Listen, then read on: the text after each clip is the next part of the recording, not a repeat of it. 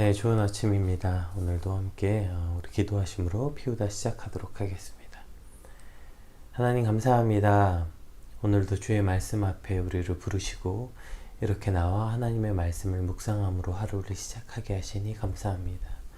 주님, 오늘 말씀을 통하여서 오늘 우리 하루 삶 가운데 하나님이 이루실 그 놀라운 일을 기대하게 하시고 하나님의 그 행하심이 우리 삶 가운데 이루어져서 오직 하나님이 드러나는 오늘 우리의 삶이 되게 하여 주시옵소서. 하나님을 따라 살아가며 이 폭풍 같은 세상 속에서 주의 말씀이 우리 삶의 등불이 됨을 우리가 체험하고 깨닫고 또 그 안에서 주시는 평안함으로 오늘 하루를 살게 하여 주시옵소서. 감사합니다. 예수님의 이름으로 기도드립니다. 아멘. 오늘 우리 함께 볼 말씀은 다니엘서 2장 24절에서 35절입니다. 다니엘 2장 24절에서 35절 말씀 우리 같이 함께 읽겠습니다. 이에 다니엘은 왕이 바벨론 지혜자들을 죽이라 명령한 아리옥에게로 가서 그에게 이같이 이르되 바벨론 지혜자들을 죽이지 말고 나를 왕의 앞으로 인도하라. 그리하면 내가 그 해석을 왕께 알려드리리라 하니 이에 아리옥이 다니엘을 데리고 급히 왕 앞에 들어가서 아뢰되 내가 사로잡혀온 온 유다 자손 중에서 한 사람을 찾아내었나이다. 그가 그 해석을 왕께 알려드리이다 하리라. 왕이 대답하여 벨드사살이라 이름한 다니엘에게 이르되 내가 꾼 꿈과 그 해석을 내가 능히 내게 알게 하겠느냐 하니 다니엘이 왕 앞에 대답하여 이르되 왕이 물으신 바 은밀한 것을 지혜자나 술객이나 박수나 점쟁이가 능히 왕께 보일 수 없으되 오직 은밀한 것을 나타내시리는 하늘에 계신 하나님이시라. 그가 느부갓네살 왕에게 후 일에 될 일을 알게 하셨나이다. 왕의 꿈 곧 왕이 침상에서 머릿속으로 받은 환상은 이러하니이다. 왕이여, 왕이 침상에서 장래일을 생각하실 때에 은밀한 것을 나타내시는 이가 장래일을 왕에게 알게 하셨사오며 내게 이 은밀한 것을 나타내심은 내 지혜가 모든 사람보다 낫기 때문이 아니라 오직 그 해석을 왕에게 알려서 왕이 마음으로 생각하던 것을 왕에게 알려주려 하심이니이다. 왕이여, 왕이 한 큰 신상을 보셨나이다. 그 신상이 왕의 앞에 섰는데 크고 광채가 매우 찬란하며 그 모양이 심히 두려우니 그 우상의 머리는 순금이요 가슴과 두 팔은 은이요 배와 넓적다리는 노시요 그 종아리는 쇠요 그 발은 얼마는 쇠요 얼마는 진흙이었나이다. 또 왕이 보신즉 손대지 아니한 돌이 나와서 신상의 쇠와 진흙의 발을 쳐서 부서뜨리매 그때에 쇠와 진흙과 놋과 은과 금이 다 부서져 여름 타작 마당에 겨같이 되어 바람에 불려 간 곳 없이 없었고 우상을 친 돌은 태산을 이루어 온 세계에 가득하였나이다. 아멘. 오늘 이제 다니엘이 하나님께로부터 받은 이제 느부갓네살 왕의 꿈을 말하고 해석하는 장면이 이제 오늘 본문에 등장하게 됩니다. 그러니까 그리고 뒤에는 그 꿈에 대한 해석에 대한 내용이 이제 꿈에 대한 내용이 나오죠. 해석은 다 내일 나오게 되고요. 그런데 이제 그 꿈의 내용보다 그 앞에 더 많은 지면을 할애해서 살펴보고 있는 내용이 있죠. 그것은 이제 다니엘이 꿈을 말하는 장면, 그것보다 원래 이제 그게 하이라이트가 되어야 되는데 그 전의 과정에 대해서 더 긴 지면을 할애해서 보여주고 있는 걸 보게 있어요. 그래서 먼저 왕 앞에 오늘 두 사람이 서게 되죠. 한 사람은 다니엘이고요. 또 한 사람은 이제 아리옥이에요. 24절을 보면 이에 다니엘이 왕이 바벨론의 지혜자들을 죽이라 명령한 아리옥에게로 가서 그에게 이같이 이르되 바벨론의 지혜자들을 죽이지 말고 나를 왕의 앞으로 인도하라. 그리하면 내가 그 해석을 왕께 알려드리이다 하니 이에 아리옥이 다니엘을 데리고 급히 왕에 들어가서 왕 앞에 들어가서 이르되 내가 사로잡혀온 온 유다 자손 중에 한 사람을 찾아내었나이다. 그가 그 해석을 왕께 알려드리이다 하니라. 그러니까 두 사람 다 이제 같은 목적이 한 가지 있어요. 뭐냐면 이 많은 사람들이 죽임을 당하는 것을 원치 않은 걸 볼 수 있어요. 그래서 이 부분에 대해서 급히 이제 왕에게 가서 알리고 많은 사람들이 학살당하기 직전에 그것을 막게 되는 장면이 나오죠. 그것을 보면 아리옥과 다니엘은 같은 목적을 가진 것으로 보여져요. 그런데 이제 그것을 말하는 것을 보면 궁극적인 목적이 서로 다른 것들을 보게 됩니다. 25절에 이제 아리옥이 왕에게 나가서 이렇게 말해요. 내가 사로잡혀 온 유다 자손 중 한 사람을 찾아내었나이다. 찾아내었다. 이렇게는 말해요. 그러니까 이 일을 해결할 수 있는 방법, 그러니까 이 일을 해결할 수 있는 사람을 내가 찾았습니다. 이렇게 말하고 있는 거예요. 우리가 사실 이 2장 14절 15절에 보면 다니엘이 먼저 아리옥에게 가서 이 문제를 해결할 수 있는 방법을 말해줬지 아리옥이 찾은 거 아니잖아요. 그러니까 그러면 아리옥은 제가 어떤 사람이 저를 찾아와서 이 일을 해결할 수 있습니다 라고 말했습니다 라고 말해야죠. 그런데 마치 아리옥은 자신이 이 문제를 해결하기 위해서 백방으로 뛰어다니다가 이것을 해결할 사람을 내가 찾았다 이렇게 해서 어떻게든 자신의 공로를 인정받으려는 모습을 보여주고 있는 거예요. 꿈을 맞추는 것도 꿈을 해석하는 것도 다니엘이었지만 아리옥은 그것보다 더 이전에 내가 찾아내었다. 그래서 이 일이 해결되는 거다. 그러니까 지금 아리옥의 방점이 여기에 있는 거죠. 왕의 가장 큰 근심을 내가 해결했다. 그러니까 자기 자신이 한 일에 대해서 의미를 부여하고 또 그것을 통해서 어떤 자신 받게 될 영화로움, 영광스러움 어떤 것들을 기대하고 있는 것을 볼 수 있게 되죠. 뭐 사실 여기까지 계산하지 않더라도 뭐 그런 의미까지 계산하지 않더라도 아마 그냥 사람은 거의 본능에 가깝게 자신이 한 일을 드러내고 자랑하고자 해요. 왜냐하면 사람은 태어나면서부터 누군가로부터 인정받고 누군가의 관심과 사랑을 받는 것 그것이 거의 삶의 목적인 것처럼 살아간다고 봐도 과언이 아니에요. 태어나서 사물을 처음 인식하면서부터 아기들이 사람들에게 관심을 받으려고 사실 하는 그 다 이쁜 짓도 다 그 사람들의 관심 받으려고 엄마 아빠의 관심 주변 사람들의 관심을 받으려고 애교도 부리고 심지어 우는 이유도 거기 있죠. 관심 받으려고 우는 거고 떼를 쓰는 것도 그렇게 그렇죠. 그렇게 학교에 가죠. 학교에 가면 이제 선생님이나 친구들에게 관심과 사랑을 받으려고 또 기를 쓰고 뭐 공부를 하든 뭘 하든 어쨌든 그렇게 학창생활 내내를 보내는 거 아니에요? 친구들에게 왕따 당하지 않고 관심과 사랑받고 싶어서 온 힘을 다해서 살죠. 또 이제 그렇게 기를 쓰고 살다가 사회에 나오면 또 직장에서 내가 속한 그룹에서 적어도 나를 아는 내 친구 애인들에게 어쨌든 관심과 사랑을 받으려고 살아가죠. 그런 면에서 오늘 아리옥이 한 이 일은 특별히 이상하거나 특별히 잘못된 사람이라고 말하기엔 어려운 것 같아요. 왜냐하면 이것이 대부분의 사람들의 삶의 방식이기 때문이에요. 내가 한 일을 인정받고 싶고 그렇게 사람들에게 관심을 받고 싶어 하는 것 이것은 거의 인간이라면 누구나 갖고 있는 마음이기 때문이죠. 사실 직장 생활 하다 보면 이보다 더한 사람도 많이 만나요. 그러니까 뭐 예를 들어서 내가 한 프로젝트를 마치 자신이 한 것처럼 내가 몇 날 며칠 밤새서 만든 어떤 프로젝트들을 자신이 한 수고와 공로처럼 가져가는 직장 상사 뭐 아주 흔한 일이죠. 그리고 심지어 지혜로운 그 부하는 그 모든 수고를 자기가 다 했지만 직장 상사가 한 것처럼 아예 처음부터 보고하는 사람 이런 사람이 인정받는 사람이라고 말할 만큼이죠. 내가 한 말을 마치 자신이 한 말처럼 하고 뭐 그러니까 내가 한 말을 자신이 한 말처럼 해서 인정받고 뭐 내가 더 인정받으려면 다른 사람의 수고와 뭐 이런 것보다 어찌 큰 의미를 두고 내가 한 게 커 보이고 내가 한 일에 집중하게 되고 그러니까 아무렇지도 않게 다른 사람들의 아이디어를 빼앗고 심지어 사람이 진짜 무서운 게 뭐냐면 그게 나중에는 자기 합리화가 동시에 일어나서 나중에 진짜 자기가 한 말이라고 생각해요. 그리고 그게 진짜 자기가 한 일이라고 생각해. 자기가 한 일이 아니거든요. 그거 다른 사람이 해준 말인데 그걸 자기가 듣고 한 건데 나중에는 다른 사람이 한 일은 의미가 축소되고 내가 한 말, 내가 한 일에 대해서는 의미가 확대되다 보면 나중에 인간이 정말 무서운 건 그게 진짜 내가 한 거라고 믿는 거예요. 내가 한 말, 내가 한 아이디어, 내가 한 일이라고 착각하는 거 사실은 자기가 안 했는데도 어쨌든 그러한 일들을 우리는 살면서 자주 마주치게 돼요. 특히 이제 직장 생활을 하다 보면 마주 만나게 됩니다. 그런 일을 당할 때마다 우리는 어떻게 반응합니까? 그런 일 앞에 억울해하고 화내고 이런 사람들 진짜 많이 보게 되죠. 근데 재밌는 건 그렇게 화내고 억울해하지만 정작 자기도 그렇게 한다는 거예요. 자기가 한 일에 굉장히 큰 의미를 두고 다른 사람의 한 일은 되게 평가절하하게 되는 거죠. 왜냐하면 그것이 본능에 가깝다니까요. 누군가로부터 인정받고 싶어하고 관심받고 싶어하고, 그래서 내가 한 일에 어마어마하게 큰 의미를 두는 것.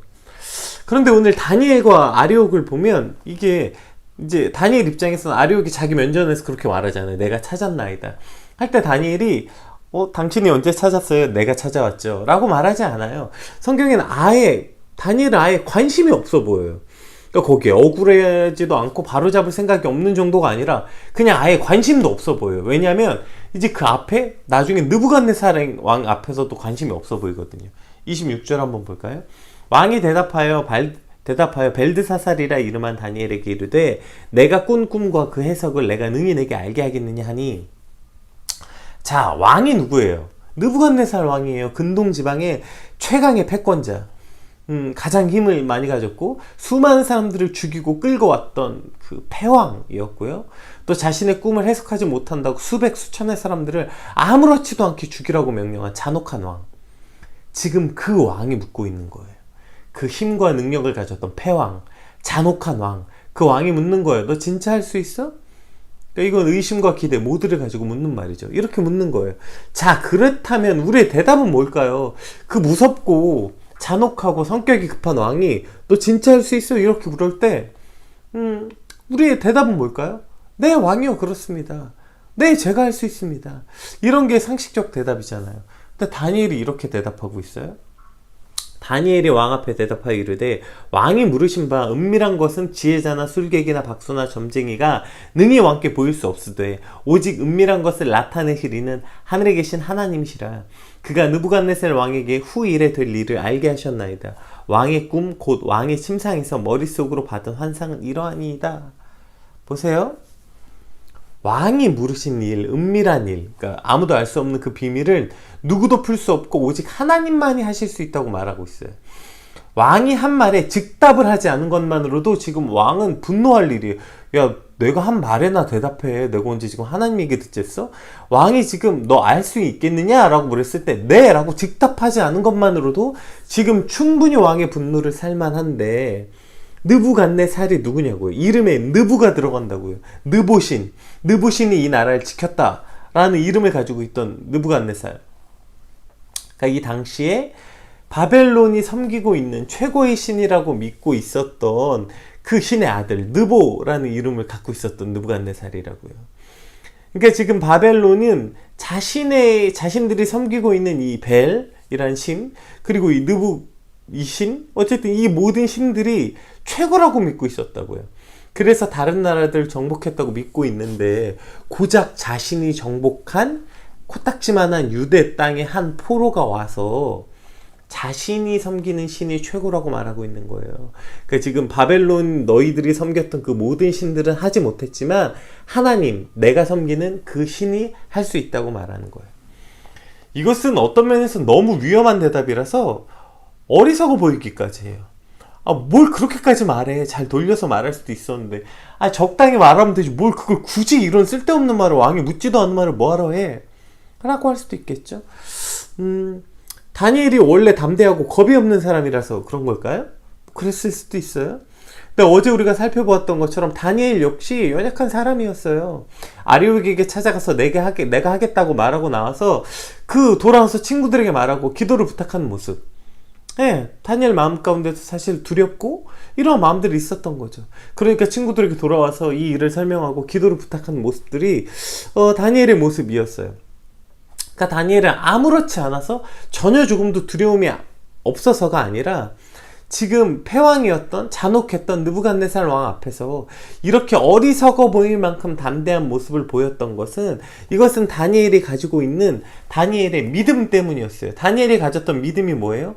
진짜 왕은 하나님이시라는 거예요. 어제 다니엘이 하나님을 찬양했던 장면 나오죠? 볼까요? 20절에서 21절 다니엘이 이렇게 말하죠. 뭐래요?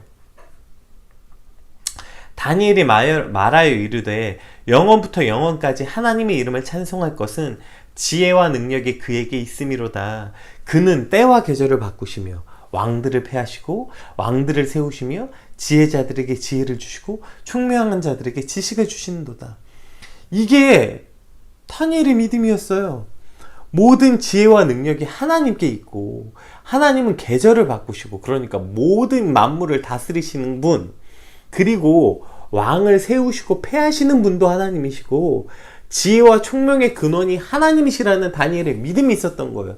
그래서 지금 느부갓네살 왕 앞에서 담대히 말할 수 있는 거예요. 쫄지 않는 거예요. 왜냐하면 자신의 생사화복뿐 아니라 한 나라의 생사화복, 모든 세상의 주권자가 하나님이심을 믿고 있었다고요. 그것에 대한 올바른 인식과 믿음이 있다면 우리도 오늘 누구를 두려워해야 하는지 알 수 있게 되는 거예요.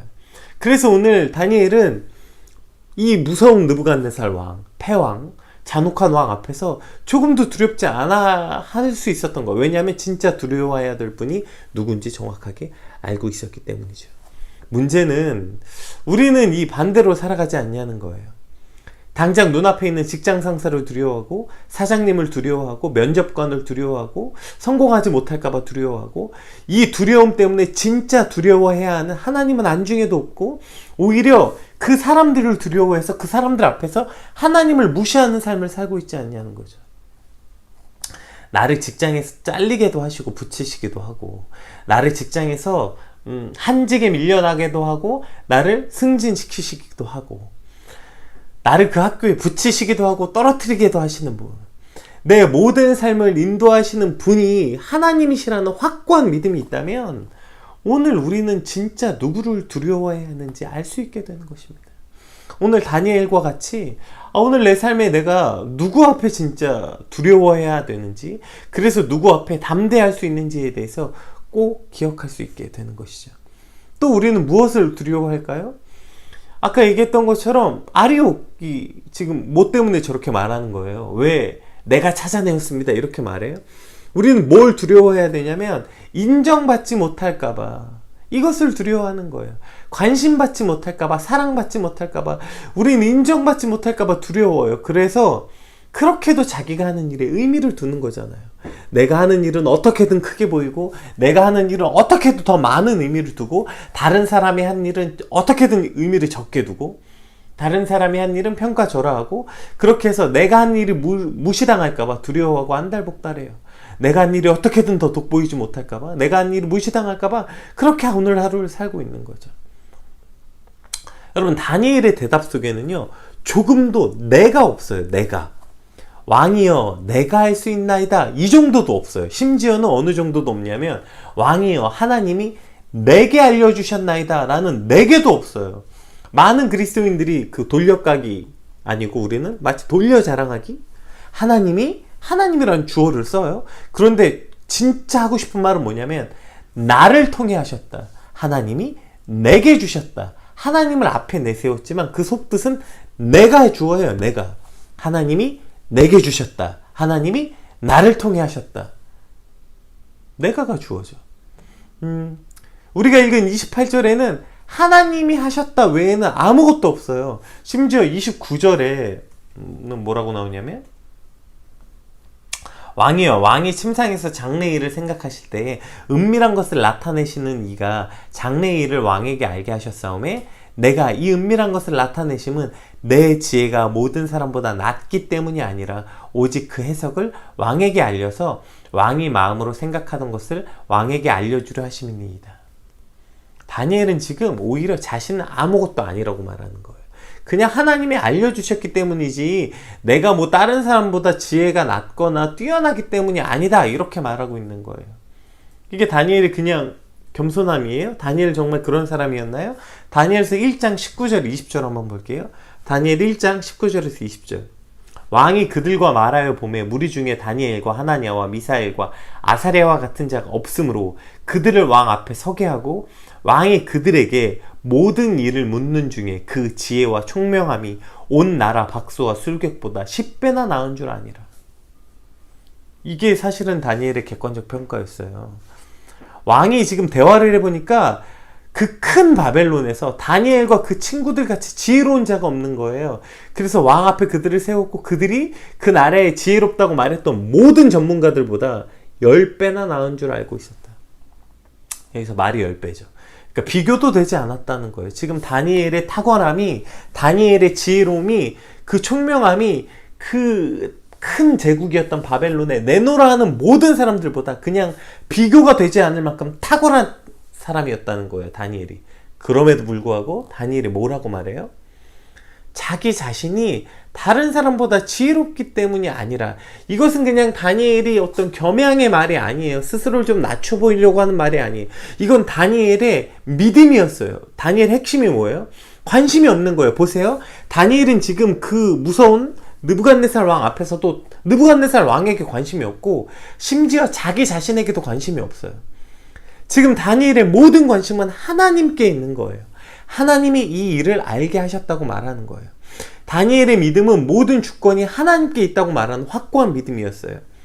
나를 세우시는 이도, 나에게 지혜를 주시는 이도, 심지어 나뿐 아니라 당신 느부갓네살 왕, 당신 왕을 세우고 왕을 폐하시는 이도, 온 땅의 만물을 주관하시는 이가 하나님이시다, 이 확고한 믿음이 있기 때문에 지금 느부갓네살 왕 앞에서도 전혀 위축되지 않고, 위축되지 않는 정도가 아니라 관심도 없어 보여요. 그러니까 다니엘의 모든 관심은 지금 하나님께 있어요. 하나님의 행하심과 하나님의 행하신 일에만 관심이 있는 거죠. 그래서 심지어 자기 자신에게도 관심이 없어요. 더 정확하게는 자신이 한 일에 대해서 관심이 없어요.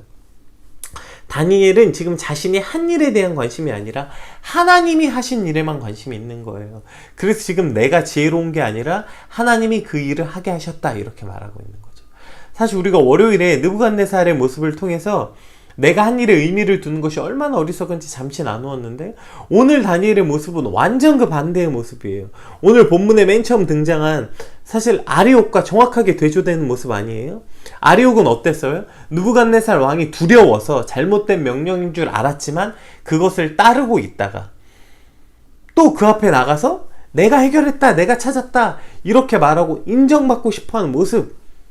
느부갓네살 왕을 두려워하고 또 그 앞에 인정받고 싶어하는 이 아리옥의 모습과 정반대로 느부갓네살 왕 앞에서 전혀 두려워하지 않고, 또 느부갓네살 왕 앞에서 전혀 자기 스스로를 인정받으려고 하지 않는, 오히려 그냥 하나님이 하신 거다 라고 말하고 있는 다니엘의 모습은 아리옥과 완전히 대조된 모습을 보여주고 있어요. 오늘 이 말씀을 통해서 뭘 묻고 있는 걸까요? 여러분, 우리는 아리옥과 같은 삶을 살고 있나요? 다니엘과 같은 모습을 살고 있나요? 오늘 다니엘을 통해서 오늘 저와 여러분에게 하나님이 이런 말씀을 주시는 것 같아요. 제발 너에게 대한 관심을 좀 꺼. 우리가 관종이라고 말하잖아요. 관종. 사실 우리 모두 관종처럼 살고 있는 거 아니에요? 제발 너 스스로에 대한 관심을 좀 꺼. 직장과 가정과 친구들 사이에서, 교회에서, 내가 속한 공동체에서 내가 한 일에 대해서 관심을 좀 버리면, 야, 그래도 그때 내가 이렇게 했고, 야, 그때 나만 남았잖아, 나 혼자 했잖아, 내가 했잖아, 아무도 못한다 그랬을 때 내가 했잖아, 다 놀고 있을 때 내가 이랬잖아, 너가 나한테 이렇게 했을 때도 나는 너에게 선행을 베풀었잖아, 내가 했잖아. 나를 버려야 내가 아니라 그 일을 행하신 하나님을 볼 수 있게 되는 것입니다. 그 일을 행하신 하나님을 발견할 수 있게 되는 거예요. 뭐에 관심을 꺼야? 나에 대한 관심을 꺼야, 아니 정확하게는 내가 한 일에 대한 관심을 꺼야 하나님을 발견할 수 있게 되는 거예요. 왜 우리가 우리 삶에서 하나님을 발견하지 못합니까?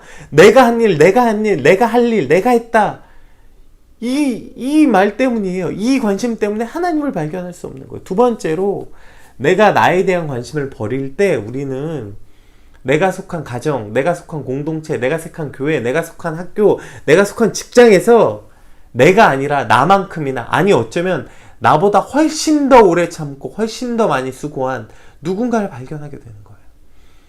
나보다 훨씬 더 오래 참고 나보다 훨씬 더 많이 수고한 내 가족, 내 직장 동료, 동역자들을 발견할 수 있게 되는 거예요. 그런데 죽어라 나에게만 관심이 있는 거예요. 나. 내가 한 일에는 어쩜 그렇게도 유치하게 짝이 없는 온갖 이유를 갖다 붙여서 그렇게 의미를 부여하는지 모르겠어요. 어떻게 내가 한 일에 대해서는 그렇게 들떠서 얘기하고 있는지 모르겠어요. 오늘 우리 모두의 관심이 내가 아니라 하나님이 될 때 우리는 두려울 것도 없고 또 스스로 자랑할 것도 없는 삶을 살 수 있게 되는 것입니다. 우리 31절에서 35절까지 말씀 한번 볼게요. 왕이여 왕이 한 큰 신상을 보이셨나이다. 그 신상이 왕 앞에 섰는데 크고 광채가 매우 찬란하며 그 모양이 심히 두려우니. 그러니까 여기서 말하는 큰 신상은 이 세상의 왕국이 주는 그 외적인 화려함을 보이는 거예요. 그러니까 세상이 이렇다는 거예요. 그 큰 신상이 막 광채가 화려하고 찬란하고 그 모양이 그래서 대단해서 굉장히 큰 두려움을 준다는 거죠. 이게 세상이 갖고 있는 외식, 그러니까 외적인 화려함, 가시적으로 매우 크고 대단해 보여서 엄청난 위압감을 주는 거, 이것을 상징하고 있고요. 32절 그 우상의 머리는 순금이요. 여기서 순금은 38절 내일 보게 되는데 이게 바벨론, 그러니까 느부갓네살 왕을 뜻한다고 해요. 그리고 가슴과 두 팔은 은이요 배와 널쩍다린 노슈. 이제 이 뒤에 거는 따로 이 가슴과 두 팔이 뭔지 배와 널쩍다린 뭔지는 설명하고 있지 않지만 많은 주석가들이 이렇게 설명하고 있습니다.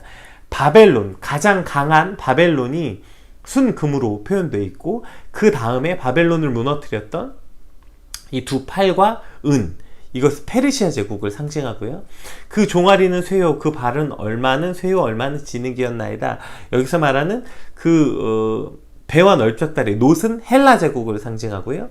그리고 이제 그 종아리 쇠는 그 로마 제국을 상징하고, 그 다음은 이제 쇠도 아니에요. 얼마는 쇠, 얼마는 진흙. 그것은 그 이후, 로마 제국 이후에 나타나는 어떠한 또 나라들을 상징한다고 해석하고 있죠.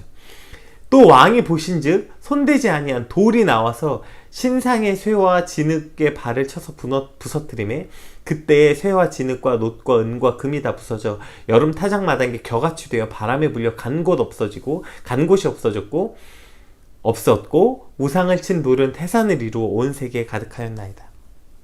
자, 이게 뭘 말하는 거냐면 보세요. 그러니까 우상의 순금, 이 순금은 이제 느부갓네살 왕 바벨론, 그리고 그 다음에 이제 그 바벨론을 멸망시킨 페르시아 제국이 등장하고요. 배와 넓적다리에 해당하는 헬라 제국, 종아리는 로마 제국, 그 다음에 새와 흙이 진흙이 섞였던 헬라 제국은 그 이후에 일어난 그 나라들을 상징한다고 했어요.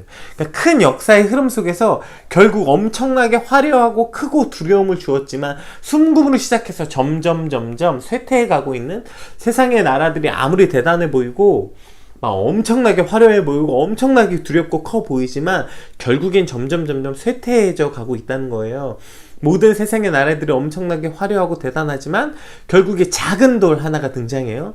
그 작은 돌 하나가 등장해서 온 태산을 이루어진다. 이렇게 그래서 온 세상이 가득해짐을 보여요. 이 작은 돌이 뭐겠어요? 예수 그리스도를 예표하고 있는 것입니다. 예수님을 예표하고 있는 거예요. 황금같이 찬란했던 바벨론도, 은과 같았던 페르시아도, 놋과 같이 눈부셨던 헬라 문화도, 강철같이 강력했던 로마 제국도 모두 다 멸망하고 그 후에 나오는 나라, 그거보다 훨씬 더 약한 쇠와 진흙으로 돼 있던 이 나라들도 쉽게 사라질 것임을 보여주고 있는 거예요. 아무리 광채같이 찬란하고 그 모양이 심히 두려워서 대단해 보였지만 아주 작고 연약해 보이는 이 돌이 그 나라들을 모두 부수고 그 모든 것들은 나중에 결국에 어떻게 돼요? 마당에 겨같이 되어 바람에 불려간 곳 없어. 그러니까 그냥 사라져버리고 그 작은 돌같이 보였던 그 돌이 태산을 이루어 온 세계에 가득하였나이다. 그러니까 그 작은 돌, 예수 그리스도 앞에 모두 무너져 사라지고 오직 예수님만이 태산같이 온 세계에 가득해진다. 이것을 예표하고 있는 것입니다. 가짜 빛들은 다 사라지고 참 빛이신 예수 그리스도의 영광만이 남게 되는 것을 보여주고 있는 거죠. 그러니까 오늘 다니엘은 결국에 진짜가 뭐냐는 거예요. 그러니까 허망하게 사라질 것들에 의미를 두지 말고 나 스스로에게도 의미를 두지 말고 오직 하나님께 관심을 두고 나중에 태산같이 온 땅을 덮으시 예수님께만 관심을 두라고 오늘 본문은 저와 여러분에게 권면하고 있는 것입니다. 오늘 피우다에 함께 해주신 모든 여러분, 오늘 우리 스스로에게 관심을 두지 않는 삶, 그래서 우리가 진짜 관심을 둬야 하는 하나님을 위해 관심을 두고 하나님이 행하는 것에 관심을 두고 이 땅에 아무리 화려해 보이고 대단해 보이는 막 태산 같은 것들에 관심을 두는 것이 아니라 작은 돌 하나 같이 보이지만 결국에 그 작은 돌이 모든 것을 무너뜨리고 오직 그 돌이 태산같이 온 세계에 가득해지는 그 예수 그리스도에게만 관심을 두는 오늘 저와 여러분의 하루의 삶이 되시길 주님의 이름으로 축복합니다. 오늘 주신 말씀 붙잡고 우리 얼마나 어리석음들이 말씀 앞에 드러나서 우리가 어떻게 살아야 하는지 우리 간절히 같이 기도하고 또 받은 말씀 함께 같이 정리하는 시간 갖도록 하겠습니다. 오늘 제발 우리 스스로에 대한 관심을 좀 더 끄고 참 빛이신 예수 그리스도와 하나님의 행하신 일에 관심을 두는 저와 여러분의 하루의 삶이 되시길 주님의 이름으로 축복합니다. 우리 기도하고 말씀 정리하겠습니다.